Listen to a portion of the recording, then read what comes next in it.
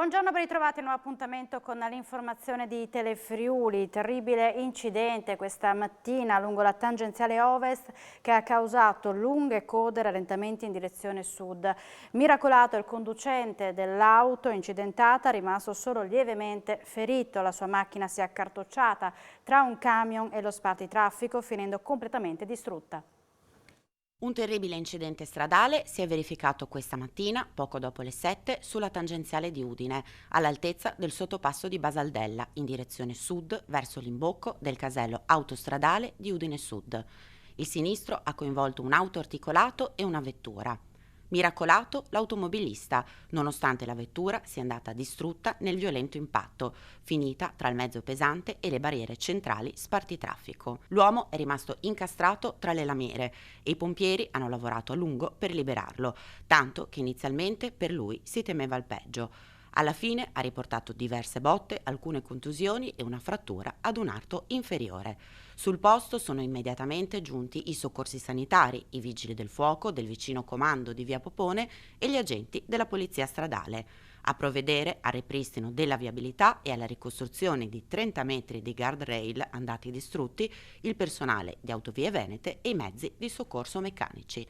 Traffico in tilt per un paio d'ore, con lunghe code e veicoli a passo d'uomo.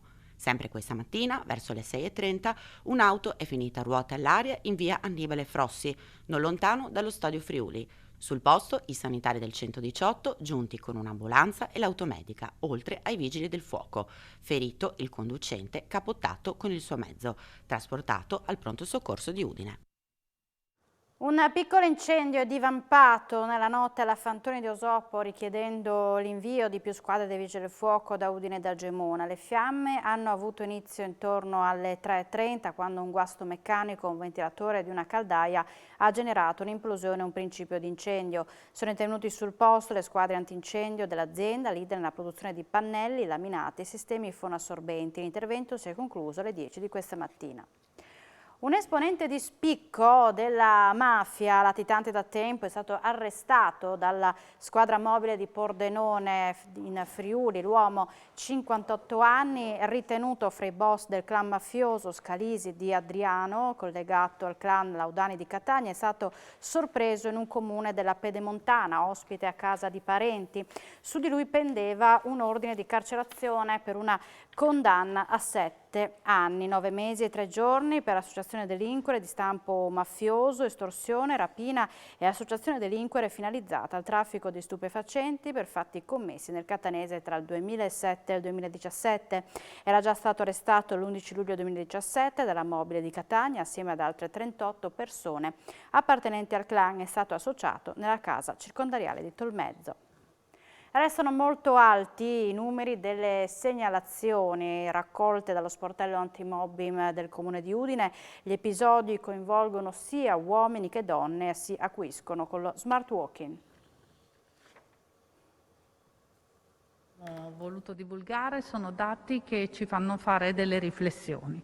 La prima è che il disagio sicuramente è cresciuto in questo periodo di lockdown, ma anche un'azione positiva. Il punto di ascolto diventa un punto al quale riferirsi gratuitamente, con accessi telefonici o via mail, ma dove l'utenza ha trovato una risposta al proprio disagio. Quindi la lettura di questi dati merita una riflessione sicuramente. Il punto antimobbing è nato all'interno della provincia di Udine. Nel momento in cui è venuta a mancare, il Comune ha creduto a questo sportello e sta continuando a sostenerlo grazie anche al contributo della Regione Friuli Venezia Giulia. Uno sportello importantissimo, uno sportello che è cresciuto nel tempo, uno sportello che consta di professionisti di alto livello, che sono un avvocato, un medico del lavoro, lo psicologo, per cui sono tutte figure che cercano di stare vicino al lavoratore, alla lavoratrice in particolar modo, perché abbiamo visto che il numero di accessi a questo sportello è soprattutto da parte femminile e vogliamo stare vicini ai lavoratori e alle lavoratrici per offrire loro un benessere lavorativo che è fondamentale sia per il datore di lavoro che per il lavoratore stesso. A San Michele al Tagliamento un uomo con disagi comportamentali si è barricato in casa. Sul posto sono intervenuti i carabinieri. Le trattative tra l'uomo e i militari dell'Arma sono durate diverse ore, ma a un certo punto la persona si è chiusa in casa e non ha voluto poi parlare con alcuno. A quel punto è intervenuta la squadra operativa di supporto che ha fatto irruzione nell'abitazione. I militari dell'Arma lo hanno affidato alle cure dei sanitari. Nuovi fondi e una riorganizzazione dopo il blocco di alcune attività dovuto al Covid per l'ospedale di Gemona. A illustrare al territorio la ripartenza sono gli assessori regionali Riccardo Riccardi e Barbara Zilli. Nuove risorse per l'ospedale di Gemona. A illustrarle oggi sono stati gli assessori regionali Riccardo Riccardi e Barbara Zilli, che hanno incontrato gli amministratori del territorio, il presidente della comunità di montagna e il direttore generale dell'azienda sanitaria Friuli Centrale. Le risposte per il nosocomio gemonese sono finalmente arrivate e lo dico perché c'è stata ovviamente una sospensione di quel progetto in forza dell'emergenza coronavirus. Il centro di riabilitazione cardiochirurgica sarà attivo, ci sono destinate le risorse in questa manovra estiva di bilancio per 20 milioni di euro per investimenti sugli ospedali minori con una dotazione finanziaria importante per il nosocomio gemonese. Questa è una promessa mantenuta della Giunta Fedriga. La riorganizzazione prevede 8 posti letto per l'hospice, 8 per le unità speciali, 20 per l'ospedale di comunità e 26 per le post-acuzie. La chirurgia ambulatoriale complessa sarà svolta nelle 4 sale operatorie esistenti. Il punto di primo intervento, attualmente sospeso a causa dell'emergenza Covid, sarà riattivato. Questa mattina il Lions Club di Pordenone ha consegnato al Comune un pacchetto di buoni spesa per famiglie, in particolare con minori in difficoltà economiche. È un aiuto che si somma alle iniziative dell'amministrazione sul fronte alimentare. Il Lions Club di Pordenone dà un aiuto importante al Comune, assegnando 70 buoni da 50 euro per un totale di 3.500 euro per le famiglie in difficoltà. E abbiamo deciso di fare questo service importante di buoni spesa proprio per le famiglie bisognose con figli minori e che abbiano anche qualche problema di disabilità. E abbiamo lottato per poter fare anche quest'anno e raggiungere una certa cifra per poter donare al Comune. Non è stato facile, però abbiamo coinvolto, ci sono le banche, dei nostri soci, perché anche noi personalmente abbiamo dato, non avendo fatto i meeting, incontri, abbiamo deciso di donare del nostro. Questi piccoli doni, sì, 3.500 euro non sono un piccolo dono, ma piccolo dono rispetto alla grande somma che noi come Comune di Pordenone mettiamo nel sociale, sono in realtà queste gocce che consentono di calibrare i giusti interventi a chi è borderline nel bisogno e che in realtà a causa dell'ISEE, a causa di una serie di cose non può percepire quelli che sono i buoni tradizionali. Si è conclusa la stagione numero 99 per gli Amici della Musica di Udine. Tutti i concerti alla Palamostre sono iniziati alle 20:22 per annunciare la celebrazione dei 100 anni degli Amici della Musica nel 2022. Dettagli nel servizio.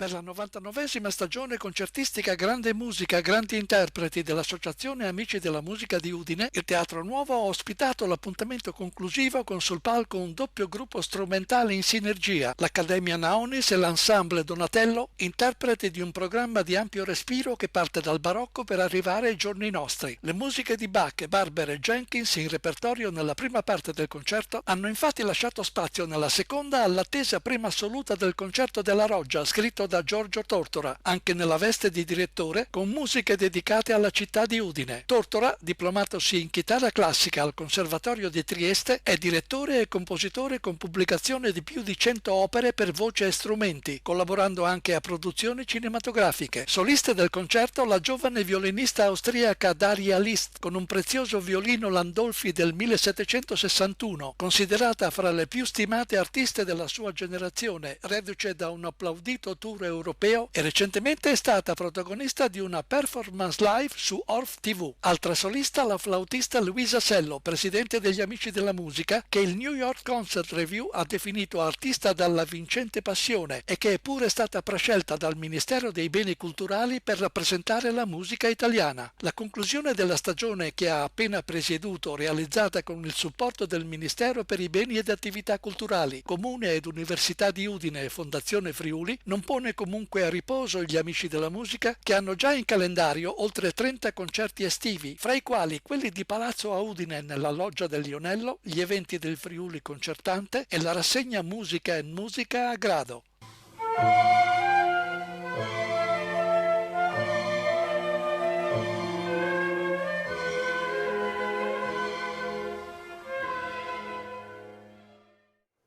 Voleva scrivere un libro di ricette, è chiusa in casa durante il lockdown Maria Mercedes Kekles in arte Ciccinella, ma poi è nata la storia della sua famiglia, un testo che racconta un'epoca gioiosa tra metà Ottocento e metà Novecento nella Bassa Friulana. Si chiama C'era una volta in Friuli, ricette, aneddoti e stili di vita tra 800 e 900, libro che ha scritto durante il lockdown. Cosa racconta? Racconta la storia delle mie due famiglie, quella materna ed Asarta a Fraforeano e quella paterna Kekler a San Martino di Codroipo. Io ho 3 fratelli, 2 più vecchi e uno invece molto vicino a me, vivevamo in simbiosi. Ricordo l'azienda agricola, soprattutto questo gran movimento di operai, di donne che venivano a stendere il frumento nell'aia, la gente che andava a mungere, i cani, i cavalli, una vita che a Fraforeano non c'è più già da parecchi anni e che toglie tutto il fascino di quello che era questa epoca bellissima. Quella vita era anche più facile in un certo senso, non per tutti, ma insomma, a Fraforeano c'era un sacco di gente che veniva ad aiutare, c'era un'azienda agricola per cui se cascava un ramo nel parco c'era un trattore, una scala, era tutto a disposizione in quel senso, quindi più semplice. C'erano delle donne del paese che venivano a servizio, come si diceva allora, e io ho vissuto un'infanzia meravigliosa. Ecco, questo spero che si colga dalla lettura dei miei aneddoti. Siamo in chiusura, subito dopo la pubblicità appuntamento con A Voi la Linea, il telegiornale tornerà in diretta alle 16:30, buona giornata.